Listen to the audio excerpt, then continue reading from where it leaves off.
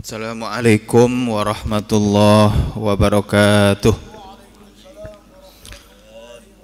Alhamdulillah, alhamdulillahi wa kafa. Wassalatu wassalamu ala sayyidina wa habibina wa azimina Muhammadinil Mustafa wa ala alihi wa ashabihi ahli sidqi wal wafa.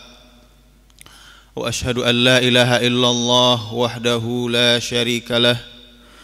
Wa ashhadu anna sayyidana wa azimana wa habibana wa uswatana wa qudwatana Muhammadan abduhu wa rasuluhu la nabiyya wa la rasula ba'dah.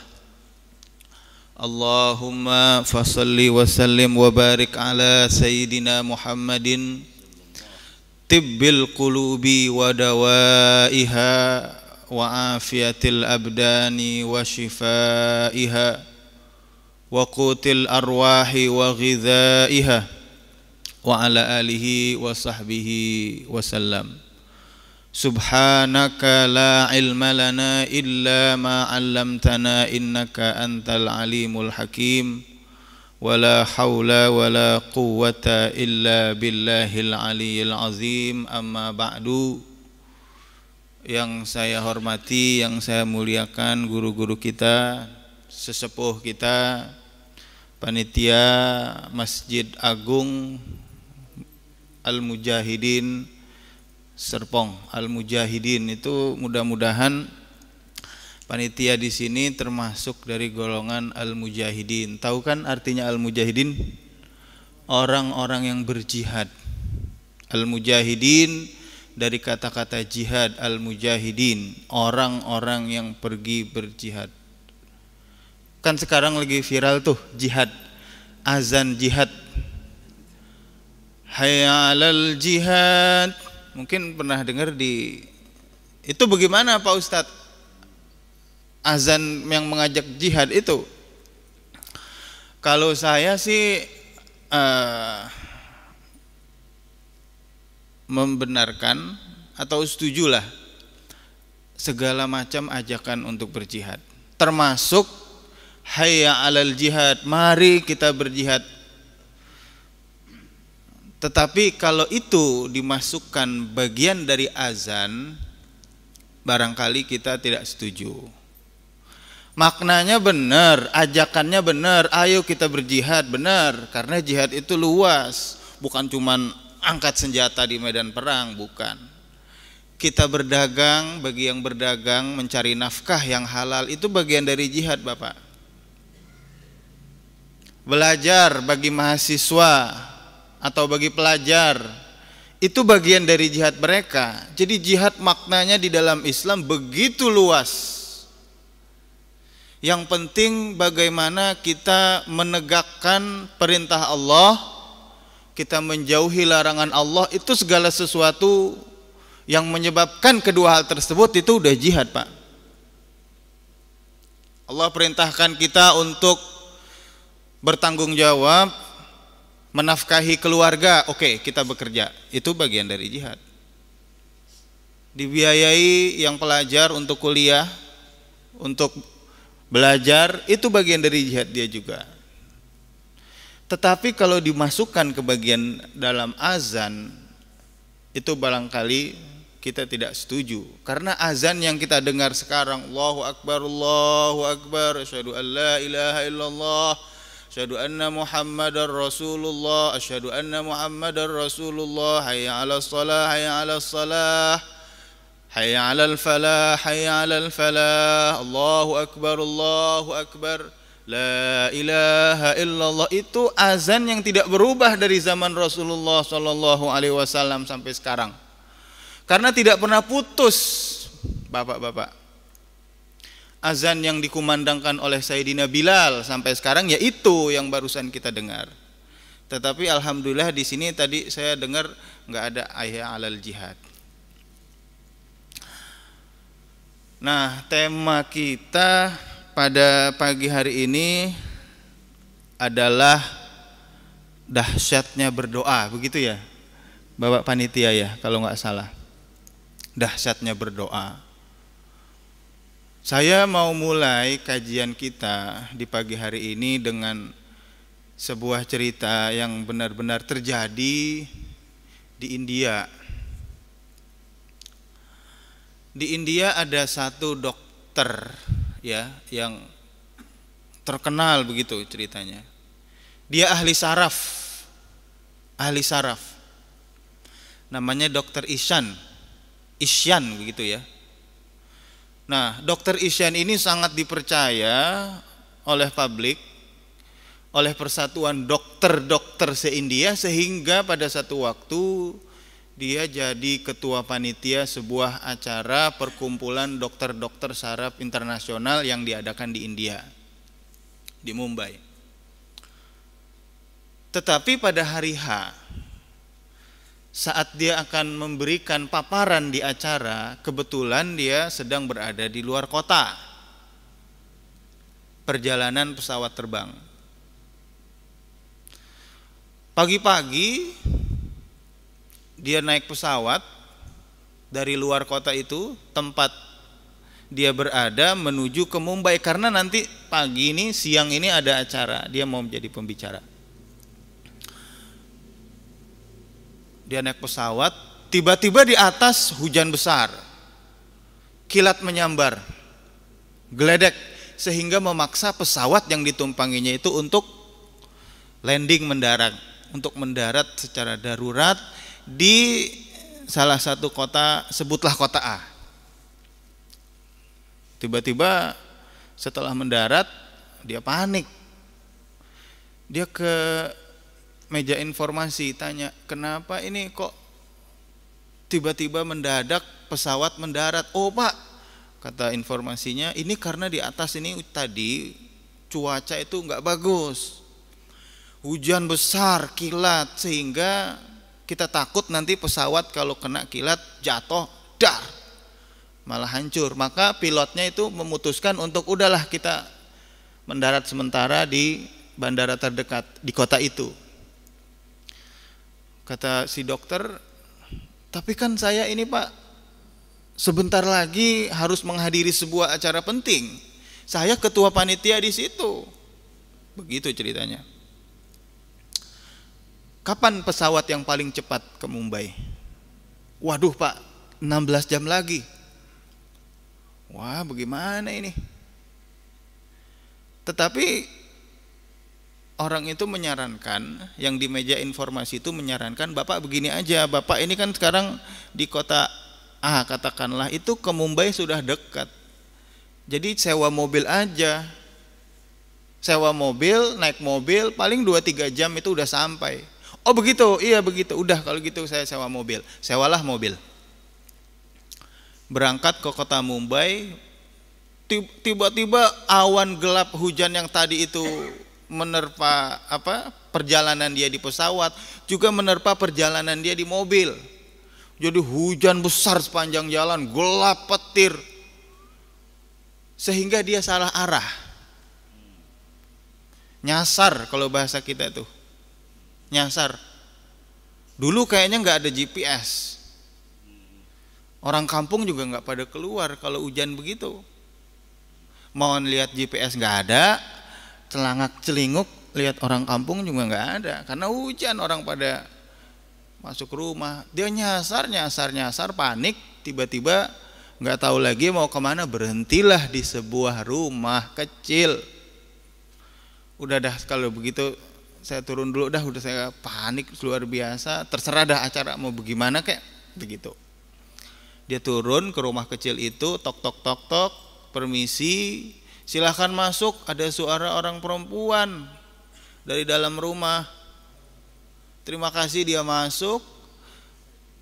Ini perempuan tua, di sampingnya seorang anak perempuan juga kecil, anak kecil, bayi. Anda musafir ya Pak, kalau lapar, kalau haus, silahkan itu di meja makan ada makanan, ada minuman, dihabiskan aja. Dia makan itu dokter di situ. Habis dia makan, dia minum. Ketika dokter itu minum, tiba-tiba nenek ini sholat. Sholat, sambil sholat diperhatikan. Ini dokter belum masuk Islam waktu itu. Dia perhatikan nenek itu sholat berdiri, ruku, sujud, salam, habis salam mengangkat tangan nenek itu. Dia liatin deh nenek itu, angkat sambil berdoa, nenek itu menggoyang-goyangkan anak kecil itu tadi, bayi yang di samping dia, digoyangkan. Lanjut berdoa, digoyangkan lagi, berdoa, digoyangkan lagi. Udah selesai berdoa, digendong itu anak. Dokternya bertanya, "Bu, maaf, Ibu tadi ngapain angkat tangan begini sambil goyang-goyang bayi?" Kata ibu itu tadi, "Pak, ini barusan saya itu berdoa karena di Islam habis sholat kita diperintahkan untuk berdoa. Saya selalu berdoa. Doa saya itu, ya Allah, mudah-mudahan cucu saya ini yang sakit, dia nggak bisa bergerak, cucunya itu, bayi itu nggak bisa bergerak sejak lahir. Mudah-mudahan engkau angkat ya Allah penyakitnya." Itu kata nenek tadi ke dokter Ihsan. "Oh begitu, jadi dia nggak bisa bergerak." "Iya, saya selalu berharap setelah berdoa," kata nenek, "saya goyang-goyangkan dia itu, siapa tahu Allah ijabahi doa saya, lalu si anak atau cucu saya ini bisa bergerak." Gitu. "Memang nggak dibawa ke dokter?" kata dokter Ihsan tadi. "Saya udah bawa ke dokter, tetapi nggak ada dokter yang bisa. Cuma kata orang-orang di sini ada dokter saraf yang ahli, yang dia bisa menyembuhkan, yang dia bisa mengindikasi ini penyakit apa, tapi dia di Mumbai. Saya belum pernah ketemu dokter itu dan saya nggak punya biaya untuk ketemu dokter itu." "Siapa namanya?" kata dokter tadi. "Namanya dokter Ihsan." Wah, kaget luar biasa dokter itu. Jadi dia berpikir, oh, selama ini saya berangkat terbang naik pesawat, kemudian ada petir, kemudian saya turun landing mendadak, kemudian di situ saya diberikan informasi sewa mobil, saya mau aja sewa mobil, saya naik mobil, saya tersesat, saya diarahkan ke rumah ini gara-gara doa nenek tua tadi untuk cucunya. Kata dokter, "Saya tanggung pengobatan cucu Anda sampai sembuh." Dan betul, dia dibawa ke Mumbai cucunya dan bisa sembuh karena dokter pakar saraf tadi, dokter Ihsan. Masya Allah, ini kehebatannya doa. Berarti nenek tersebut sudah sampai pada keyakinan bahwa Allah Subhanahu wa ta'ala mengijabahi doanya.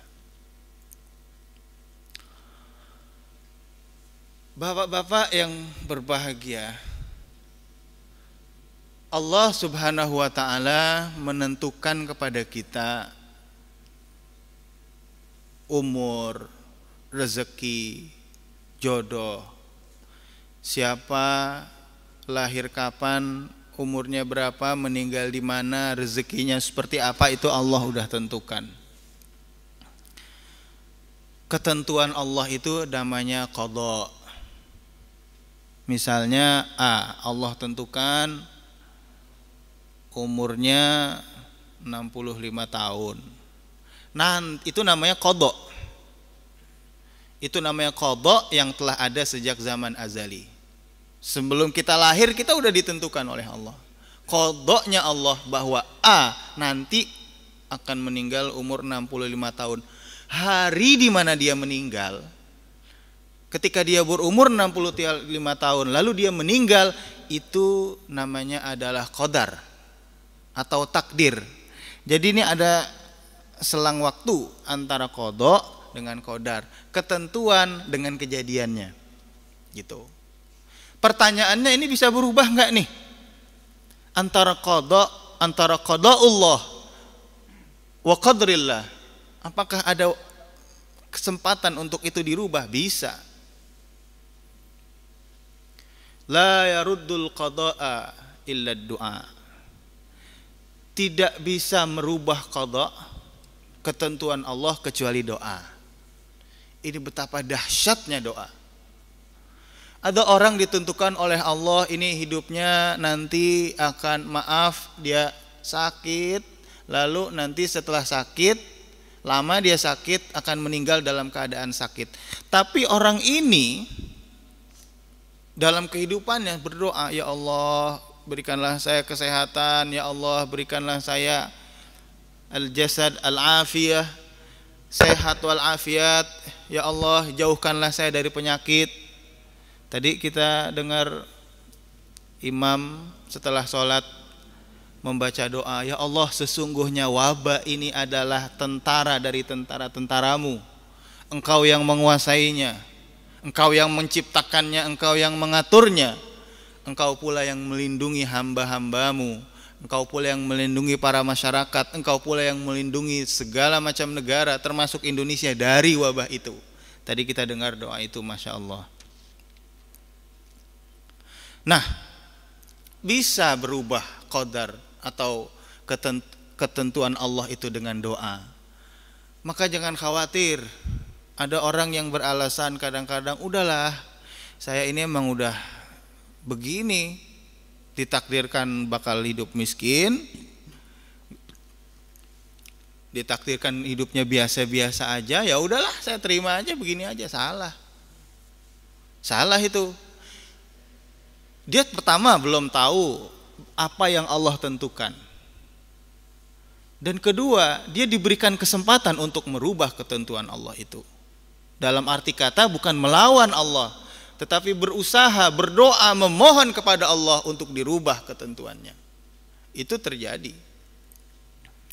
Bapak-bapak, jamaah kajian subuh yang berbahagia, Ibnu Athaillah As-Sakandari, seorang ahli hikmah, pernah mengatakan di dalam kitabnya Al-Hikam, kitab yang sangat terkenal, Al-Hikam Al-Athaiyah, hikmah-hikmah. Di dalam kitabnya beliau mengatakan, la yakunu ta'akhkhuru amadil ata'i ma'al ilhahi fid du'a'i mujiban liya'sik faqad domina lakal ijabah fima yakhtaruhu lak la fima takhtaruhu anta, fima yakhtaruhu li nafsik la fima takhtaruhu anta, wa fil waqtil ladzi yurid la fil waqtil ladzi turid. Kata Imam Ibnu Athaillah, jangan sampai, bapak-bapak, jangan sampai ditundanya ijabah Allah terhadap doa-doa kita, padahal kita sudah terus-menerus mengucapkan doa itu, menjadi sebab keputusasaan kita. Jangan sampai, oh kok saya berdoa tiap pagi, habis sholat subuh berdoa, ya Allah mudah-mudahan saya mendapat rezeki yang banyak hari ini, ya Allah. Duha, doa lagi, ya Allah luaskanlah rezeki saya. Habis sholat zuhur, luaskanlah rezeki saya, ya Allah. Habis sholat asar, luaskanlah rezeki saya, ya Allah. Habis sholat maghrib, habis sholat isya berdoa ma'al ilhah, kata Ibnu Athaillah, ma'al ilhah, dengan terus menerus. Tetapi Allah belum ijabah doanya, hidupnya masih biasa aja, dagangannya masih biasa aja, usahanya masih biasa aja, kerjaannya masih biasa aja, belum naik-naik pangkatnya, belum diterima di tempat kerja yang baru. Sementara tetangganya, temannya yang lain udah pada maju semua, rizkinya begitu-begitu aja. Kata Imam Ibnu Athaillah, jangan sampai doamu yang terus-terusan kamu ucapkan lalu Allah belum ijabahi menjadi sebab dari keputusasaanmu. Mengapa? Faqad domina lakal ijabah, sesungguhnya Allah itu telah menjamin bahwa doamu itu didengar. Fima yakhtaruhu li nafsik la fima takhtaruhu anta. Tetapi dengan catatan, doa itu Allah dengar, Allah kabulkan, Allah ijabah dengan cara yang Dia mau, bukan dengan cara yang Anda mau. Jadi jangan salah. Kadang-kadang kita berdoa, wah udah saya berdoa Allah pasti akan ijabah. Emang lu siapa yang ngatur Allah, begitu kata orang Betawi. Ada gap atau ada kesalahan di sini. Kewajiban kita adalah berdoa. Habis itu jangan pernah yakin bahwa Allah itu harus mengijabahi apa yang kita minta. Kalau kita mintanya bagus, emang kita tahu apa yang kita minta itu bagus? Menurut kita bagus, tapi menurut Allah itu belum tentu bagus. Ya Allah, saya mau rumah yang besar, anak yang cantik, karir yang bagus, rezeki yang banyak, ya Allah. Kita tidak tahu, bisa jadi kalau itu diijabahi, kita jadi lupa dari Allah Subhanahu wa taala, lupa berzikir. Banyak ceritanya orang yang begitu. Yang ketika dia miskin selalu dia dekat kepada Allah, mengingat Allah. Tetapi ketika dia sudah kaya, ketika sudah ada apa yang diinginkannya, boleh jadi dia lupa kepada Allah Subhanahu wa taala. Kata Ibnu Athaillah, ma'al ilhahi fid du'a mujiban liya'sik faqad domina lakal ijabah. Pada waktu yang Allah tentukan, bukan pada waktu yang kita tentukan. Maka dari itu sebuah hadis sahih menyatakan semua doa Allah dengar, Allah ijabah. Apabila doa tersebut tidak mengandung keburukan dan tidak mengandung permintaan pemutusan hubungan persaudaraan, itu semua diijabah. Kalau belum,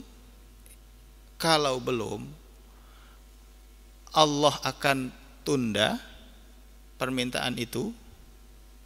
Kita minta, ya Allah, anak saya mudah-mudahan Engkau jadikan anak yang pintar, yang soleh, yang soleha. Kok masih bengal aja itu anaknya, masih nakal aja, padahal tiap hari kita udah minta doa. Anak saya ini ya Allah, dari dulu tuh rapotnya kok merah terus. Ini apa salah saya yang ngasih makannya kurang bagus, kurang ngasih makan ikan misalnya begitu. Tapi kok rapotnya merah, udah rapot merah, belajarnya susah, malas, udah belajarnya susah, main mulu, nakal, pulang maghrib, mending maghrib, pulang malam. Ya Allah, berubahlah, tapi begitu terus, anaknya masih begitu terus. Nah, bisa jadi Allah tunda. Nanti nih, misalnya kalau udah kuliah, dia berubah jadi baik. Anaknya siapa tahu diberikan kesempatan saat kecil itu waktu secara psikologis dia harus puas main sama teman-temannya, nggak boleh dilarang. Kalau dia dilarang justru nanti psikologisnya menjadi rusak misalnya. Banyak orang yang ketika dewasa itu rusak psikologisnya karena saat kecil dilarang untuk bermain. Siapa tahu nanti setelah besar, setelah kuliah justru menjadi orang yang soleh. Banyak juga ceritanya yang sering kita dengar. Dulu preman, lalu setelah berangkat haji misalnya, atau setelah mengalami suatu kondisi berubah jadi ustadz. Diakhirkan oleh Allah atau disimpan oleh Allah Subhanahu wa taala pahalanya, yang nanti ketika dia meninggal dia akan kaget. Waduh, Masya Allah, kok banyak begini pahala saya. Saya dulu gak pernah nih berbuat gini. Saya rasa pahala saya sedikit. Nah, rupanya itu doa-doa yang kita panjatkan, yang bapak-bapak panjatkan, tetapi tidak diijabahi oleh Allah di dunia, melainkan diijabah oleh Allah di akhirat sebagai tabungan pahala. Hadisnya hadis sahih. Kalau Allah langsung berikan, kalau kita berdoa bisa jadi Allah langsung berikan, alhamdulillah. Bisa jadi Allah tunda, alhamdulillah. Kalau tidak dua itu, bisa jadi Allah dan pasti Allah kumpulkan sebagai tabungan pahala kita di akhirat kelak.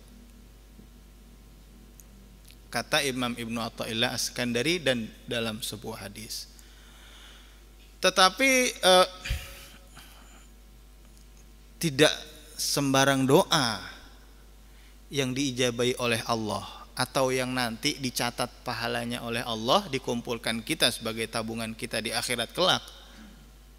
Tidak sebagang semua doa menjadi seperti itu.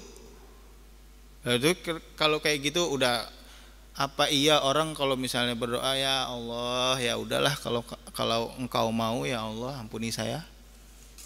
Ya kalau engkau mau ya Allah ibu saya sehatkan deh ya Allah. Enggak begitu. Dalam sebuah hadis, jangan katakan ya Allah ampunilah aku kalau engkau berkehendak.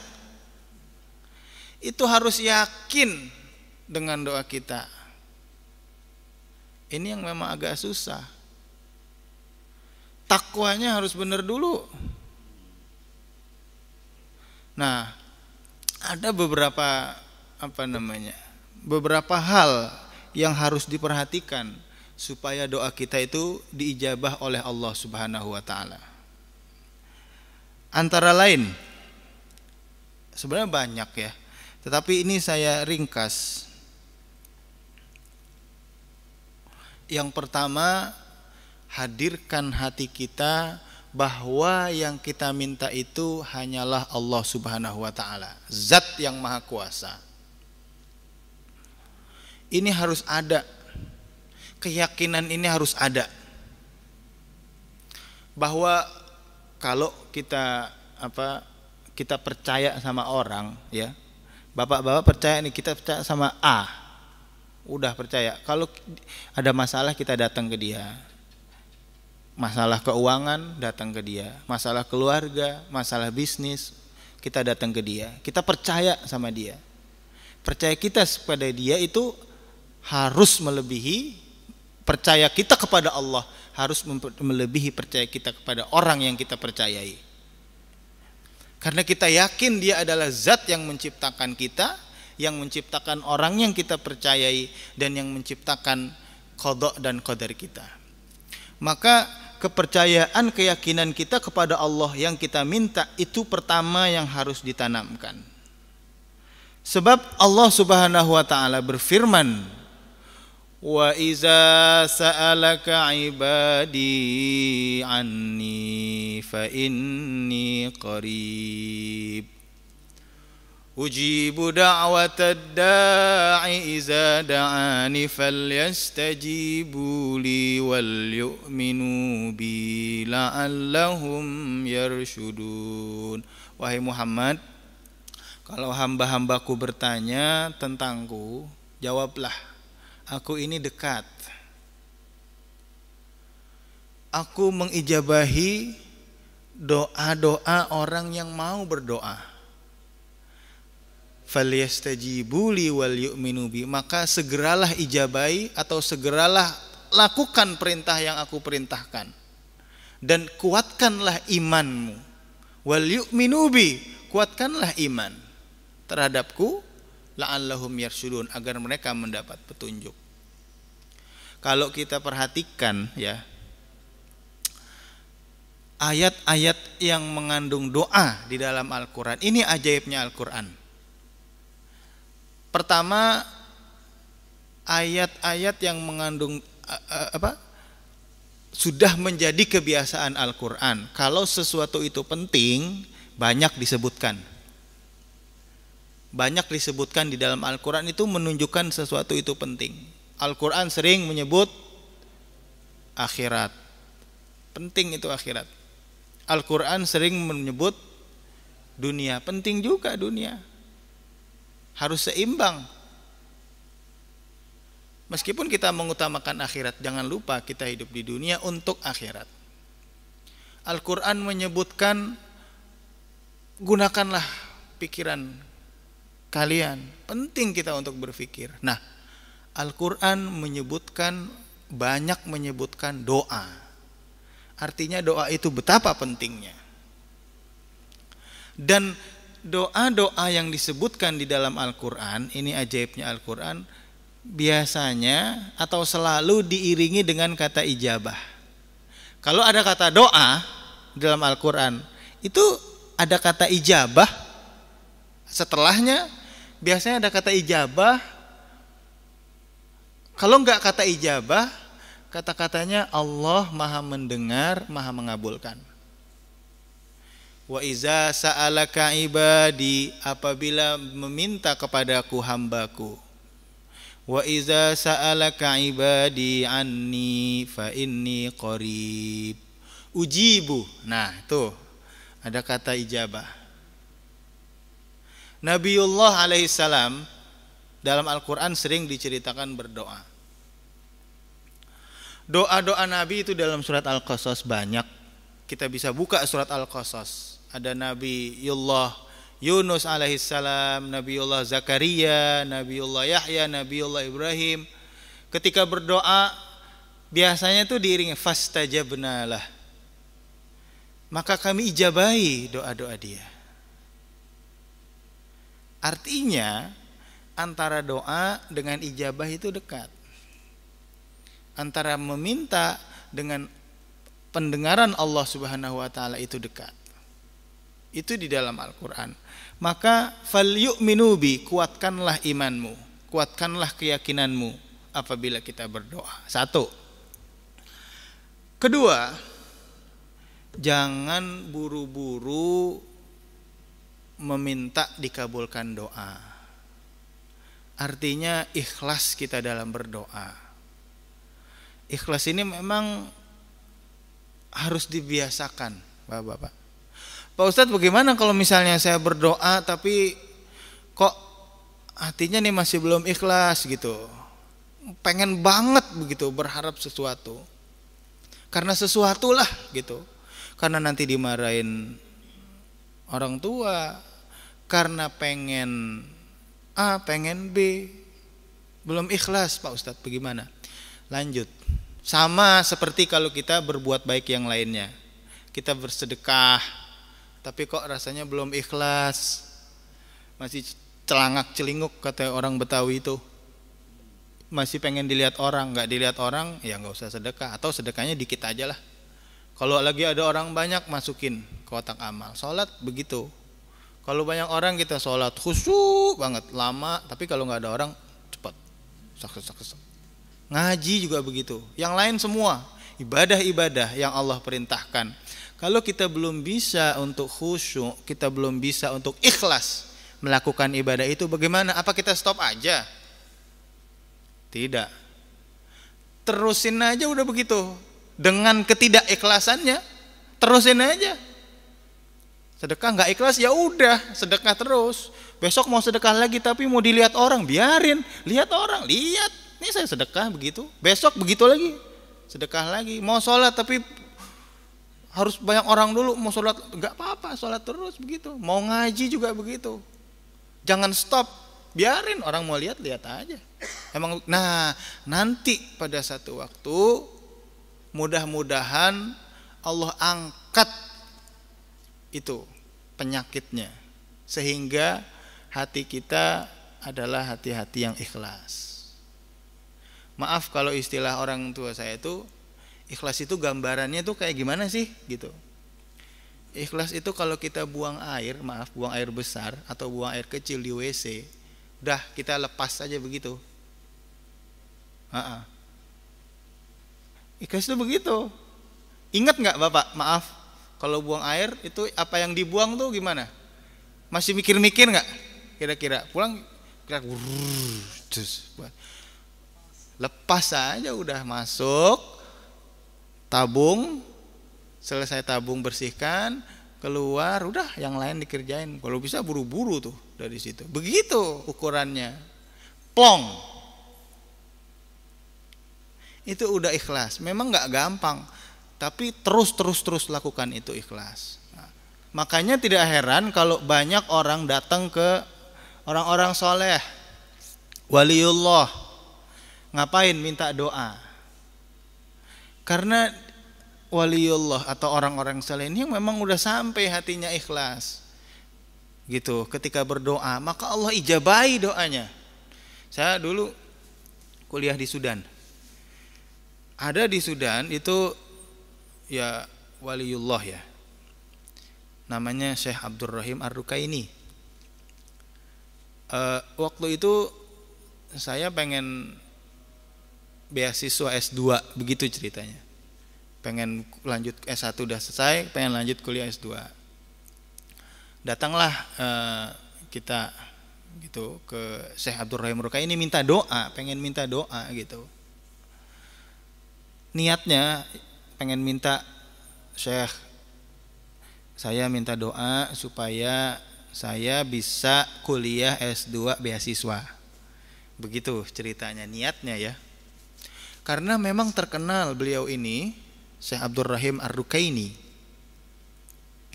doanya ijabah, doanya makbul. Banyak pejabat yang datang, bukan cuma dari Sudan waktu itu, dari Malaysia, pengusaha-pengusaha itu banyak yang datang minta doa, sukses, usahanya sukses. Wah, luar biasa. Beliau itu tinggal di kampung, rumahnya Masya Allah sangat sederhana, mewahan masjidnya, rumahnya begitu-begitu aja, petak-petak juga, nggak ada itu barang-barang mewah di dalam rumahnya, nggak ada. Tapi orangnya bersih, ikhlas, waliyun min auliyaillah. Nah, ceritanya saya udah datang gitu sama teman-teman udah minta doa. Biasa kalau kita ke Syekh begitu, kita pasti dikasih ini dulu, ujangan-ujangan. Beliau itu selalu bercerita tentang akhlak Rasulullah, tentang keimanan, tentang ketakwaan, bahwa takwa itu 3 serangkai tidak bisa dipisahkan satu dengan lainnya. Taat, zikir, dan syukur. Taat menjalankan perintah Allah, menjauhi larangan Allah. Zikir, ketika melakukan taat itu hatinya penuh zikir, tidak kosong. Dan ketika mampu melakukan taat lalu mampu melakukan zikir pada saat taat tadi, tutup dengan syukur. Alhamdulillah saya bisa taat, saya bisa berzikir kepada Allah, mengingat Allah, dan saya syukuri atas nikmat itu. Itu 3 serangkai tidak bisa dipisahkan, membuat orang-orang menjadi bertakwa. Nah, kita kembali ke cerita. Setelah itu beliau bicara. Teman-teman saya yang minta doa itu udah kesampaian, didoain. Tapi giliran saya mau ngomong minta doa, beliau nutup. Maksudnya langsung doa. Baik, kita tutup majelis ini dengan doa. Nggak jadi saya minta doa. Akhirnya kebetulan saat itu saya udah ngajukan tuh ke kampus, udah ngajukan beasiswa. Maksudnya saya minta doa, mudah-mudahan berkas yang saya ajuin ini diterima gitu, beasiswanya maksudnya diterima gitu. Nggak sempat minta doa ya, bener aja nggak diterima beasiswa saya. Saya tadi udah dalam hati udah berpikiran, ya Allah, ini emang penyakitnya ya. Waktu kuliah itu ya, mudah-mudahan nih nanti pas minta doa sama Syekh didoain, mesti nih jebol nih beasiswa. Allah atur. Saya duduknya paling pojok, paling itu sebelah, maaf kalau itu yang sebelah kanan tuh. Jadi beliau duduknya di sini, jadi teman-teman saya di sini ganti-gantian ditanyain sama saya, kamu bagaimana, satu-satu ditanyain satu-satu.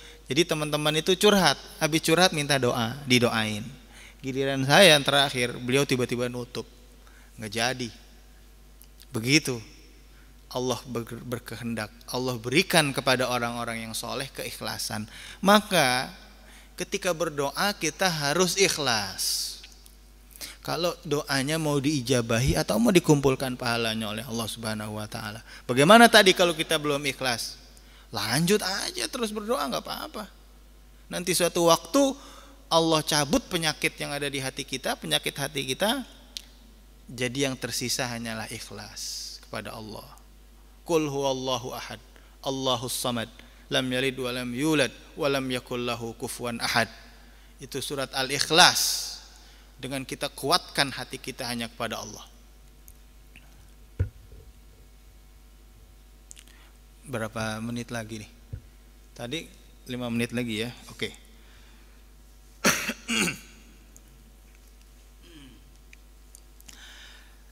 Kemudian syarat supaya doa kita itu diijabahi oleh Allah, jaga makan dan minum. Jangan sampai masuk ke dalam mulut kita, ke dalam tubuh kita barang yang haram. Lahmun nabata min haramin annaru aula bihi. Secuil daging yang tumbuh di badan kita dari harta yang haram kita makan, kita lebih utama di neraka karena sebab ada cuil daging itu. Maka makanan dan minuman ini bukan dalam Islam itu syaratnya 2. Harus thayyib dan halal. Halalan thayyibah. Nah, itu yang sering kita dengar. Itu syaratnya 2 itu, halalan thayyibah syarat. Harus halal. Harus halal itu dibeli dengan uang yang halal. Bukan cuman halal, harus thayyiban, harus baik. Udah dimasak, bersih, ditempatkan di tempat yang bersih, dan makanannya pun yang kita nggak alergi, yang kita bisa makan. Halal bisa jadi nggak bersih, nggak boleh itu. Halal belum matang, nggak boleh itu. Halal tapi bikin kita sakit, kita alergi, nggak boleh itu. Ada orang alergi ikan, ada orang alergi daging kambing, orang alergi santan, itu dia nggak jadi thayyib. Meskipun daging itu halal, tapi bagi dia yang alergi atau yang sakit karena minum kambing jadi nggak boleh itu di dalam Islam. Bukan karena itu tidak halal dagingnya, tapi karena dia tidak thayyib bagi tubuh kita. Yang kalau dokter bilang kan sering begitu tuh, jangan makan daging, jangan makan daging kambing. Begitu pula pantangan-pantangan. Kalau kita ke tukang urut misalnya, ke Cimande, kan itu nanti ada pantangan tuh. Ayam, kambing, telur asin, apalah itu jadi nggak thayyib karena itu merusak badan kita atau menggagalkan apa yang sedang kita sembuhkan. Misalnya kalau orang sakit, halalan thayyibah, halal dan baik. Bisa jadi kalau doa kita belum diijabah, jangan-jangan gitu ya, kita sering nilap, ngelebihin timbangan yang bukan hak kita makan. Yang lebih gawat lagi kalau itu nanti berubah menjadi sperma. Makanan yang kita makan dari barang haram, dari usaha yang haram, masuk ke tubuh kita jadi sperma jadi anaknya itu dari barang haram. Masya Allah, tanggung jawab kita di depan Allah Subhanahu wa ta'ala menghasilkan atau mempunyai anak dari barang yang haram. Nah, kemudian yang terakhir, cari waktu-waktu yang doa itu diijabahi antara azan dan iqamah. Saat hari Jumat, sepertiga malam, sebelum subuh, sebelum sholat subuh, setelah sholat, pada sujud terakhir, itu udah banyak itu di YouTube, itu udah banyak. Kapan waktu-waktu yang mustajab atau waktu mustajab kita berdoalah di situ. Termasuk ketika ayam berkokok, itu ada hadisnya. Kalau ayam berkokok, berdoalah. Karena saat itu ada malaikat, siapa tahu malaikat mengijabahi doa kita. Nah, mungkin ini karena udah habis waktunya, nanti kita lanjutkan dengan tanya jawab. Yang saya bisa jawab, saya jawab. Tapi yang saya nggak bisa jawab, nanti saya WA ke panitia jawabannya apa, biar bisa di-share ya. Terima kasih. Wassalamualaikum warahmatullahi wabarakatuh. Subhanallah, demikian para hadirin sekalian penjelasan kehebatannya doa. Untuk itu barangkali para jamaah sekalian ada yang kurang jelas, ada yang mau ditanyakan, dipersilakan dari sebelah kanan kami, silakan. Atau pengalaman bapak-bapak tentang doa ini. Iya, bisa cerita juga. Oke.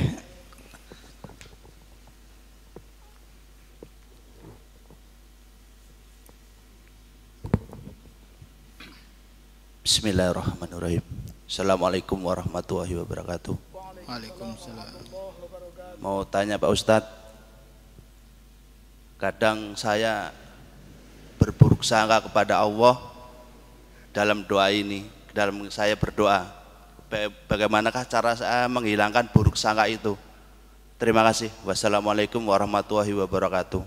Waalaikumsalam warahmatullahi wabarakatuh. Langsung dijawab aja Pak Ustaz. Buruk sangka kepada Allah ya, maksudnya kita udah doa gitu ya Pak ya, atau kok nggak dikabulkan, udah minta kok begini-begini aja begitu ya. Pertama,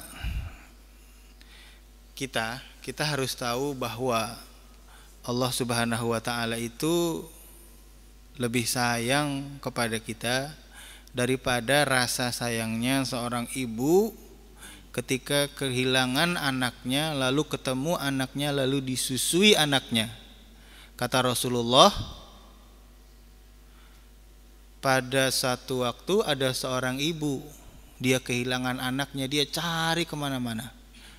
Setiap anak yang ada di kampung itu dilihat, ini anak saya bukan. Orang yang bermain bukan. Lihat ini enggak. Ibu-ibu lagi gendong bayi, dilihat bayinya bukan. Tapi ketemu tiba-tiba anaknya itu langsung segera disusui. Itu kira-kira ibu itu sayang nggak kepada anaknya? Sayang. Nggak ada yang melebihi rasa sayang di dunia ini selain sayangnya ibu kepada anaknya. Apalagi kalau masih bayi, sayang banget. Tapi kata Rasulullah, rasa sayangnya Allah kepada kita itu lebih dari rasa sayang seorang ibu tadi kepada anaknya yang dia susui. Masalahnya apa? Masalahnya kita yang kadang-kadang nggak tahu kalau Allah itu memang sayang kepada kita. Yang kita lihat kan hanya nilai zahir. Yang bisa kita lihat itu ya apa yang mata kita lihat. Oh, ini orang begini-begini aja nasibnya. Allah tuh nggak sayang sama dia. Belum tentu. Saya cerita tadi di Sudan itu ada waliullah, orangnya doanya terijabah, tapi tinggalnya ya Allah, bagusan rumah kita, bagusan rumah kita dari rumah itu. Temboknya itu ya semen aja begitu, atasnya jerami, nggak pakai sendal kemana-mana, tanah di depan rumahnya, kalau hujan becek.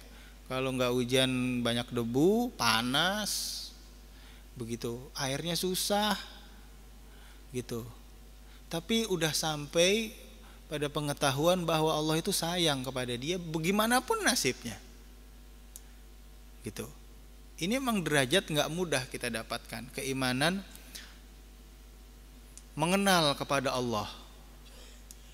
Man arafa nafsahu arafa rabbahu. Itu jalannya. Bagaimana sih Pak Ustadz supaya kita mengenal Allah? Allah itu seperti apa? Kenali dulu dirimu. Kita sadar bahwa kita ini adalah makhluk. Kita nggak bisa apa-apa, emang begitu settingannya dari lahir. Kadang orang udah berpikiran saya mampu, saya bisa, dan apa yang saya mau itu harusnya terjadi. Dan apa yang saya mau Allah mesti lakukan itu, gitu. Ini salah. Memang Allah nyatakan berdoalah kepadaku niscaya aku akan ijabahi. Tapi itu bukan urusan kita. Urusan kita berdoa. Nanti Allah yang ijabahi. Allah pilih dari hamba-hambanya yang Allah kehendaki untuk dijadikan orang-orang yang beriman dan bertakwa. Tapi kita harus percaya begitu. Dan jangan jadikan ukuran kita penilaian kita kepada Allah. Kita punya ukuran. Kalau begini, begini, maka begitu. Itu ukuran kita. Jangan jadikan itu untuk kita nilai Allah Subhanahu wa taala. Nauzubillahi min zalik. Enggak diijabah doanya nih dari dulu emang begini, nasib begini. Ya udahlah. Allah ya emang begitu. Jauh daripada kita. Padahal kita nafas saat itu. Padahal darah masih mengalir saat itu. Padahal kita masih bisa berjalan, masih bisa tidur, masih bisa bangun. Banyak orang yang udah nggak bisa tidur. Banyak, bukan orang miskin, orang kaya itu nggak bisa tidur, minum obat tidur, bunuh diri karena karir, pusing. Di negara-negara maju angka bunuh diri banyak pak, angka perceraian justru lebih banyak di negara maju. Di Jepang, di Korea banyak kasus bunuh diri tiap hari banyak. Bukan karena miskin, bukan, karena beban yang begitu berat. Itu kita dengarkan artis Korea ada yang bunuh diri karena dia terlalu stres. Dia udah kontrak dengan salah satu media entertainment. Dia dituntut untuk sehat. Dia nggak bisa makan makanan enak. Tiap hari porsir waktunya harus supaya nggak gemuk karena perempuan ini artis Korea. Kemudian dia punya banyak beban, tanggungan dia acara di mana. Karena kalau artis itu udah kontrak, dia harus jaga diri dia dan harus hadir. Kalau nggak perform sesuai dengan yang diminta, itu justru dituntut. Begitu, bunuh diri. Itu artis Korea. Banyak di mana-mana. Orang di kota sering cerai, bukan karena nggak punya duit, karena banyak duit. Begitu. Gak bahagia hidupnya. Bahagia itu yang kayak kita begini-begini nih. Alhamdulillah bisa makan, bisa minum. Habis ini ngerokok. Habis ini makan nasi uduk. Habis ini makan tempe goreng. Itu yang nikmat begitu. Iya. Saya kerja di Kedubes Arab Saudi di Kuningan, tapi sekarang lagi WFH, lagi istirahat. Wah itu kalau urusan saya lebih baik nggak usah di kerjaan lah, mendingan di rumah aja gitu, karena banyak banget urusan. Itu begitu. Kadang orang mikir, enak ya orang kalau kerja, tapi tempat kerja, belum tentu enak. Enak kan kita yang duduk-duduk begini, gitu, yang Allah sayang, yang bukan ukuran kita. Mungkin begitu pak. Jadi juga diiringi dengan doa, dengan minta ampun, dengan doa, dengan selalu berzikir. Dengan itu hati menjadi tenang dan kita akan kenal diri kita tuh siapa gitu. Nanti kalau udah bisa begitu, Allah pasti tambah, Allah pasti akan rubah tuh gitu, insya Allah ya.